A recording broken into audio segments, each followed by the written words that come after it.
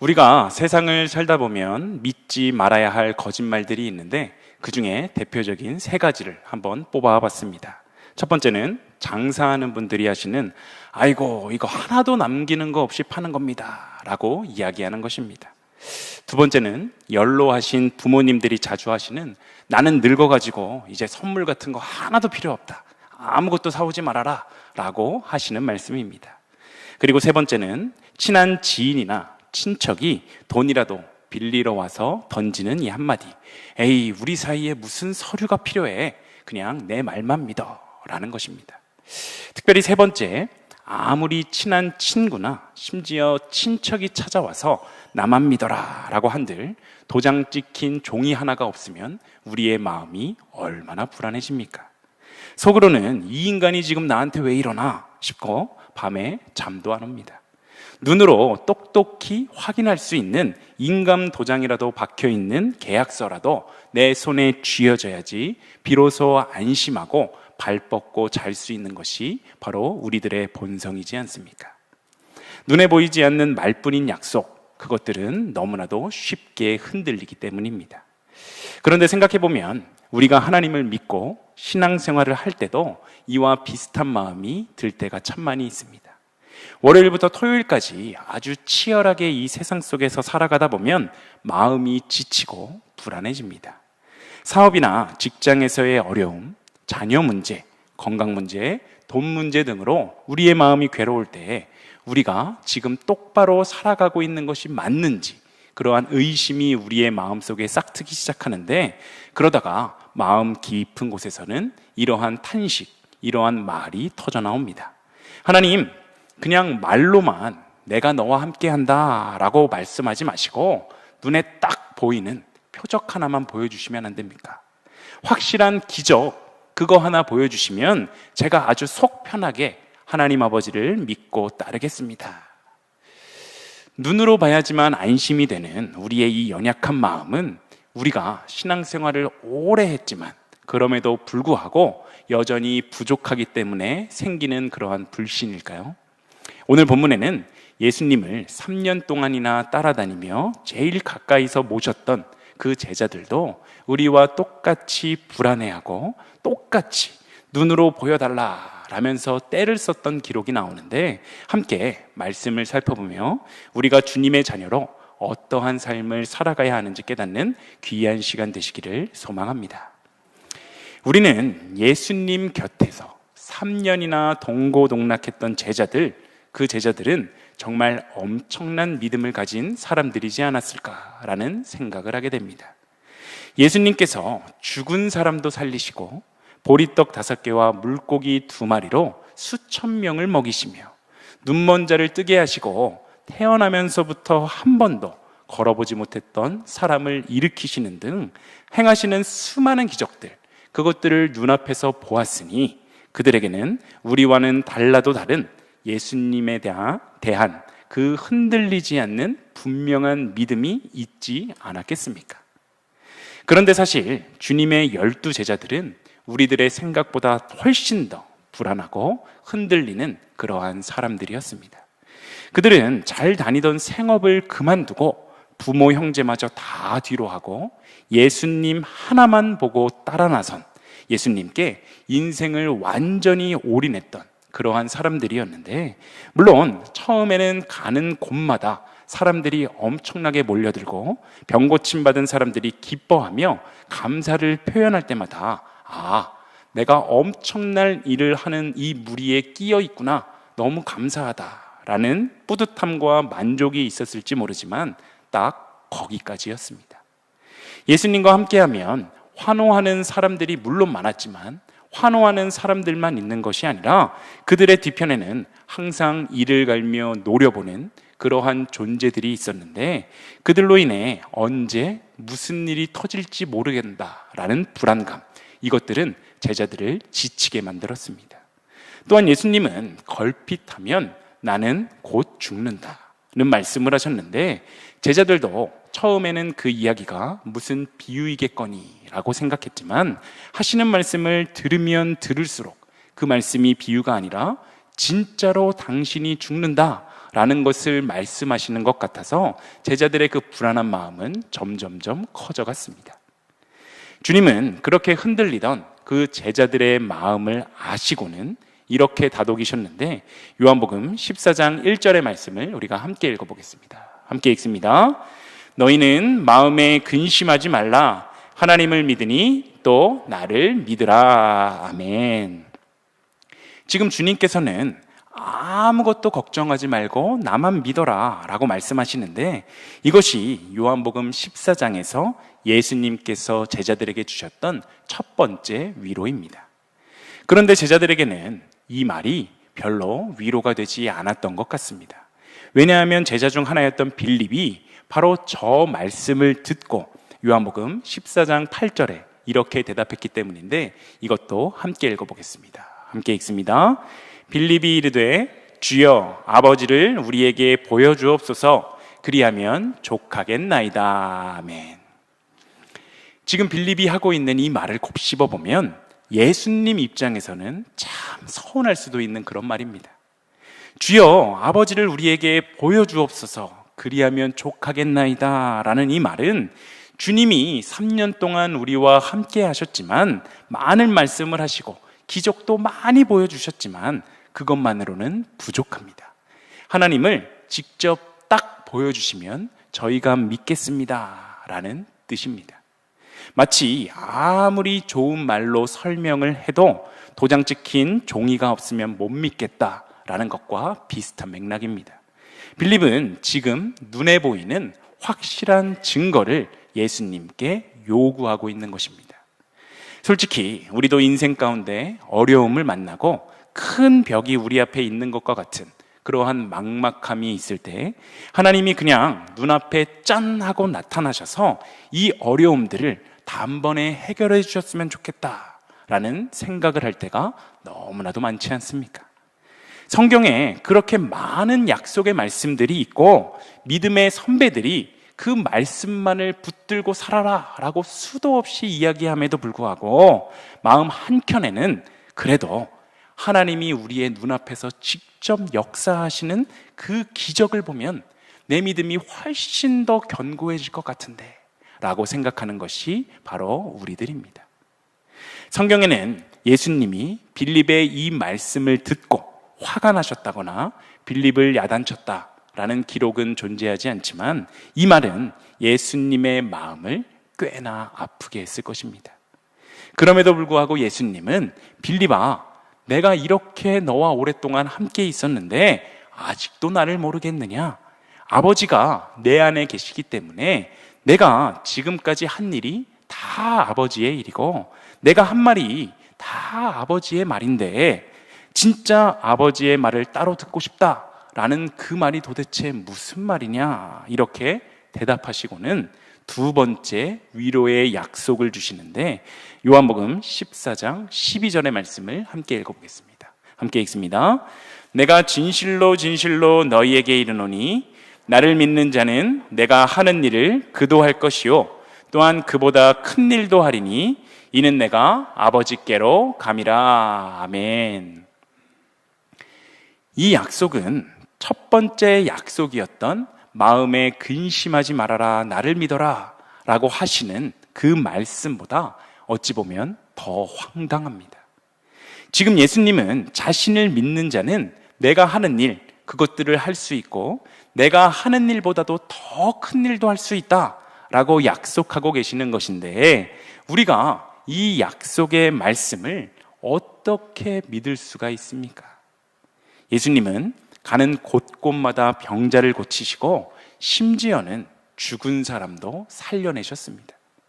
또한 물을 포도주로 바꾸시고 보리떡 5개로 5,000명 이상을 먹이셨으며 바람을 잠잠하게 하시고 물 위를 걸으셨던 그러한 놀라운 기적들을 너무나도 많이 보여주셨습니다. 그런 주님께서 지금 당시 제자들과 오늘을 살아가고 있는 우리들에게 너희가 나보다 더 큰 일을 할 거야 라고 말씀하고 계신 것인데, 이 약속을 받은 우리들의 모습, 우리들의 진짜 모습은 과연 어떻습니까? 우리의 현실은 내 몸에 생긴 감기 몸살 하나, 내 맘대로 물리치지 못하고 골골거립니다. 보리떡 5개로 5,000명은커녕 우리 식구 몇 명 제때 맛있는 음식이라도 못 먹일까봐 매달 돈에 아주 신경 쓰며 전전긍긍하는 인생입니다. 매달 각종 대출금 갚느라고 쩔쩔매고 세상 온갖 걱정에 하루하루 쫓기듯 살아가는 사람이 훨씬 많은 것이 우리들의 현실이지 않습니까? 그런데 어떻게 우리가 예수님보다 더 큰 일을 할 수 있냐라는 말입니다. 아무리 생각해도 우리가 아무리 큰 은혜를 받는다고 해도 예수님이 행하신 것과 똑같은 기적을 그대로는 재현할 수 없겠다라는 결론에 이르게 됩니다. 그렇다면 예수님께서 말씀하신 큰 일, 이 큰 일은 예수님께서 행하셨던 그 수많은 기적은 아니다라는 것인데, 그러면 도대체 예수님께서 지금 말씀하고 있는 이 더 큰 일, 이것은 과연 무엇일까요? 여기서 먼저 짚고 넘어갈 것이 있습니다. 우리는 은연 중에 큰 일, 이 큰 일이라는 단어를 들으면 사람들 눈에 띄고 규모가 크고 화려한 무엇인가를 떠올리게 됩니다. 교회로 생각해 보면 큰 교회를 세우는 것, 부흥에서 이름이 알려지고 많은 사람들이 몰려오는 것 등인데, 세상은 늘 이런 것들을 기준으로 사람들을 줄 세우기 때문에 우리도 모르는 사이에 그러한 기준으로 생각할 때가 너무나도 많습니다. 그러나 예수님이 말씀하고 계시는 더 큰 일, 더 큰 일은 이러한 세상적인 기준의 큰 일과는 전혀 다른 결의 이야기입니다. 본문이 가리키는 더 큰 일은 신기한 기적을 부려서 어떤 문제를 뚝딱 해결하는 것이 아니라 예수님을 믿는 사람들을 통해서 하나님 나라가 점점점 넓어지고 복음이 계속 퍼져나가는 것, 바로 그것을 더 큰 일이다 라고 말씀하고 계신 것입니다. 생각해보면 예수님이 이 땅에서 직접 발로 다니시며 전하신 그 복음은 작은 이스라엘이라는 그 땅 안에 머물렀지만, 승천하신 이후에 별 볼 일 없어 보이던 제자들을 통해 복음은 소아시아를 지나 유럽까지, 그리고 지금 여기 우리들에게까지 전해졌습니다. 이것이야말로 예수님께서 행하셨던 그 어떤 기적만큼 아주 크고 놀라운 일입니다. 결국 더 큰 일, 여기서 말하는 더 큰 일은 세상에서 떵떵거리면서 잘 사는 것, 이것을 의미하는 것이 아닙니다. 그렇다고 힘들고 지질이 궁상으로 살아야지만 은혜다라는 말도 아닙니다. 평생 돈 걱정하며 살아도 우리의 몸에 병을 하나 이상씩 달고 살지라도 그 인생은 얼마든지 위대할 수 있다라고 말하고 있는 것인데, 왜냐하면 그 연약함과 부족함 가운데서도 누군가에게 복음이 전해지고, 누군가 어려움 속에서도 감사하고 만족하며 하나님을 찬양하는 그 놀라운 삶, 그 삶을 보고 누군가가 하나님 아버지를 궁금해하고 하나님 아버지를 알게 된다면 그것이 주님이 말씀하고 계신 더 큰 일이기 때문입니다. 예수님은 지금 제자들과 우리들에게 나를 믿으면 아무런 문제가 없이 너희들의 인생이 술술 잘 풀릴 거야 라고 약속하고 계신 것이 아니라, 더 큰 일을 위해서라면 더 많이 희생하고 헌신하는 것, 이것도 충분히 가치 있는 일이고 충분히 의미 있는 일이다 라고 말씀하시는 것입니다. 아버지를 보여달라고 떼를 쓰던 빌립과 제자들에게 주님은 내가 이제 더 이상 이 세상에 있지 않고 그로 인해 너희들의 인생 가운데 큰 고난이 닥치게 된다고 하더라도 그 일들을 통해 하나님의 뜻이 이루어지고 하나님의 복음이 확장이 될 수만 있다면 그 길도 충분히 의미가 있는 일이고 아주 크고 대단한 일이다 라고 말씀하고 계신 것입니다. 예수님이 주신 세 번째 위로와 약속의 말씀은 13절에 나오는데, 우리가 14장 13절의 말씀도 함께 읽어보겠습니다. 함께 읽습니다. 너희가 내 이름으로 무엇을 구하든지 내가 행하리니 이는 아버지로 하여금 아들로 말미암아 영광을 받으시게 하려 함이라. 아멘. 이 말씀은 기도만 하면 무엇이든지 다 이루어 주겠다라고 말씀하시는 도깨비 방망이 같은 그러한 약속의 말씀이 아닙니다. 주님이 말씀하시는 이 기도 안에는 신앙인의 인격과 양심이 달려 있는데, 예수의 이름으로 구한다라는 것은 우리가 사랑하는 그 예수님의 명예와 성품에 걸맞게, 그리고 주님이 완성하신 그 구원의 은혜에 합당하게 우리가 구한다는 뜻이 담겨 있기 때문입니다. 5만 번 응답받은 조지 뮬러의 기도라는 책으로 유명한 19세기 영국의 목사였던 조지 뮬러는 부모 없는 아이들을 위해서 고아원을 세워서 평생 수만 명의 고아들을 돌보았던 사람입니다. 그런데 이 사람에게는 아주 독특한 원칙이 하나 있었는데, 그것은 절대로 사람들에게 돈을 요구하지 않고 오직 기도로 하나님께만 필요를 구하겠다는 것이었습니다. 그리고 그렇게 들어온 후원금은 반드시 아이들에게 꼭 필요한 것에만 쓴다라는 이 원칙을 평생토록 철저하게 지켰던 인물입니다. 그러다 보니 영국 브리스톨 지역 사람들 사이에서 조지 뮬러라는 이름은 대단한 신뢰의 상징이 되었는데, 심지어는 조지 뮬러가 보냈습니다 라고만 하면 상인들도 별다른 의심 없이 물건들을 내어줄 정도였습니다.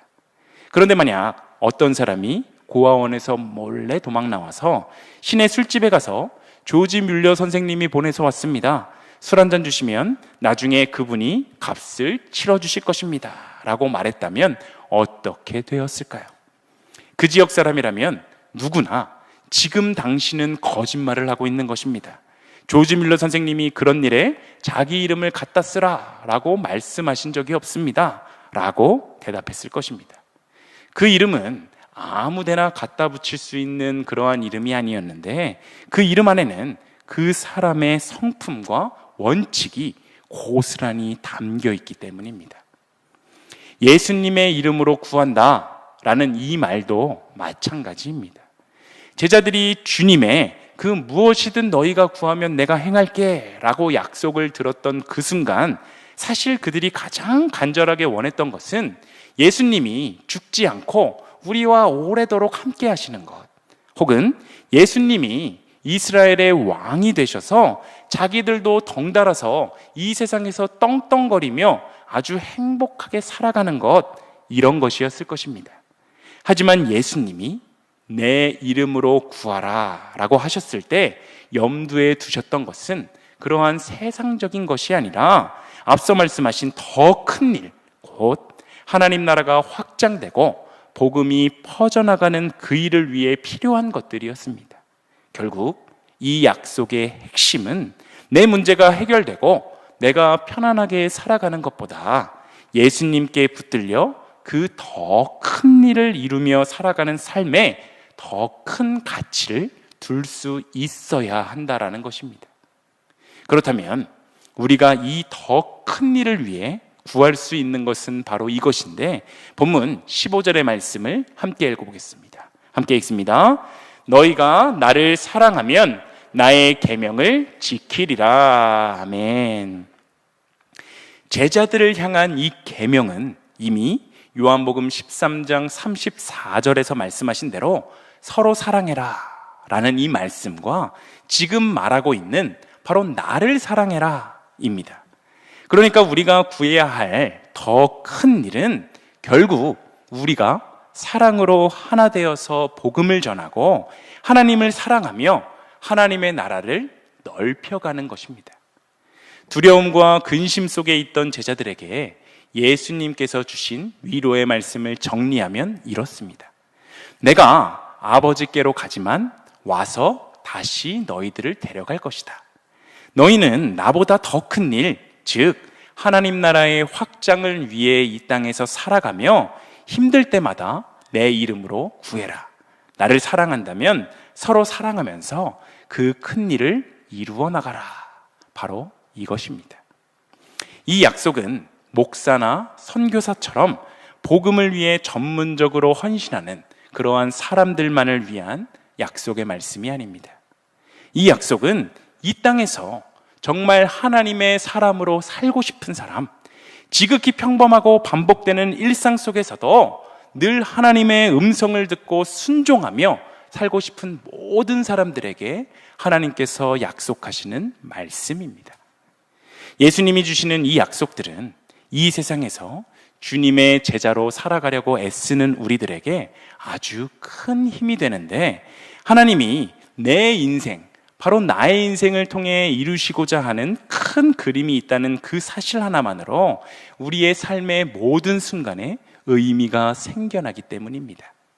때로 지금 내가 하고 있는 이 일이 너무 초라하고 볼품없어 보이기도 하고, 말씀대로 살아가고자 안간힘을 쓰는데도 자주 넘어지고 실패해서 하나님 앞에 서기조차 부끄러운 그러한 순간이 찾아와도 여전히 우리를 포기하지 않으시는 하나님이 우리의 삶을 통해 반드시 이루시고자 하는 분명한 계획, 그것이 있다라는 사실을 기억하며 우리는 결코 먼저 포기해서는 안 됩니다.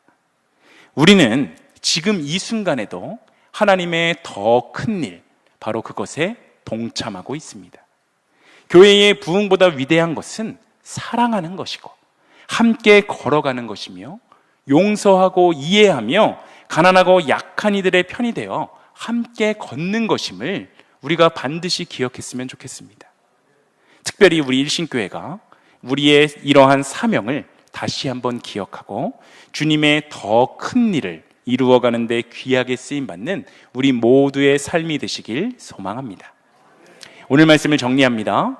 우리는 늘 눈에 보이는 확실한 도장, 확실한 서명을 원합니다. 신앙생활도 마찬가지로 눈에 보이는 표적을 구하고 손에 잡히는 증거를 구할 때가 참 많았습니다. 그러다가 오늘 본문의 빌립처럼 하나님을 보여주소서, 그리하면 족하겠나이다 하고 말하고 싶어질 때가 있는 것이 바로 우리들의 신앙이지만, 그러나 우리가 반드시 기억해야 하는 것은 하나님은 이미 우리에게 영원히 지워지지 않는 도장을 찍어주셨다라는 사실입니다. 우리를 위해 십자가에 달려 죽으시고 다시 사신 바로 그 사랑, 그것이 하나님이 우리에게 주신 가장 확실한 도장입니다. 또한 우리 안에 오셔서 지금도 함께 하시는 성령님, 그 성령님이 바로 증거이며 우리를 위해 함께 기도하며 걸어가는 이 신앙의 공동체, 이 일신교회가 있다라는 것이 바로 그 증거입니다. 이제 우리에게 필요한 것은 또 다른 확인 도장이 아니라 이미 찍혀 있는 이 도장, 이 도장을 붙들고 살아가는 믿음입니다. 지금 이 순간에도 하나님은 말씀과 성령과 성도의 교제를 통해 우리들에게 당신을 나타내고 계십니다. 우리의 인생은 이미 나를 너무나도 사랑하시는 하나님께서 우리에 대한 사랑에 대한 확실한 도장, 이것을 찍어주셨다라는 사실을 기억하며 이번 한 주간의 삶도 각자의 자리에서 하나님이 나의 삶을 통해 이루어 가실 더 큰 일, 그 큰 일에 기쁨으로 동참하는 우리 모두의 삶이 다 되시길 간절히 소망합니다.